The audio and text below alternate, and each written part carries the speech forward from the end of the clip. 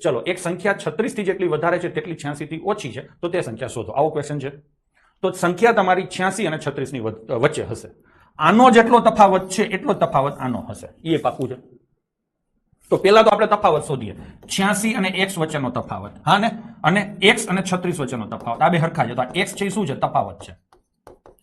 બરાબર છે એક તો આ સમીકરણ આ રીતે બની જાય બીજું તમારે આવું તફાવત નહીં તમારે સીધી સંખ્યા શોધવી છે તો આ બેનો તફાવત લખો એ સરખો છે ને x - 36 એટલે 36 થી કેટલી મોટી છે એ મળે એવી જ રીતે x - 86 ના થાય કેમ કે 86 મોટા છે તમને ખબર છે હંમેશા મોટામાંથી નાનું બાદ થાય આ બેમાં કોણ મોટું છે મને તમે કહેશો તો કે x મોટો છે તો x માંથી 36 બાદ કરો એટલે તફાવત મળ્યો સેમ વસ્તુ 86 માંથી x બાદ કરો એટલે તફાવત મળ્યો એ બે તફાવત હરખા છે એવું ચોખ્ખું કીધું છે બરાબર ને આ થઈ ગયું હવે આ x સામે જાય તો 2x બરાબર કેટલા થશે 6 6 12 9 3 12 122 તો x બરાબર કેટલા આવશે 61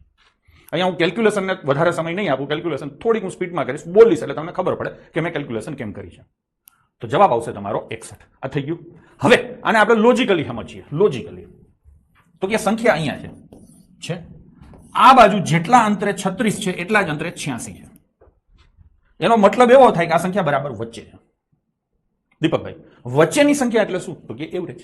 હા કે ના વચ્ચેની સંખ્યા એટલે શું તો કે એવરેજ તો તમે સીધે સીધે આની એવરેજ કાઢો એ પણ તમારો જવાબ થશે મેં તમને સમીકરણ બનાવતા શીખવાડ્યું પ્રેક્ટિકલ એપ્રોચ શું હોવો જોઈએ એ પણ શીખવાડ્યો તો 6 6 12 122 થાય ભાગ્યા કેટલા કરવાના 2 તો જો ડાયરેક્ટ જવાબ આવી ગયો કે નહીં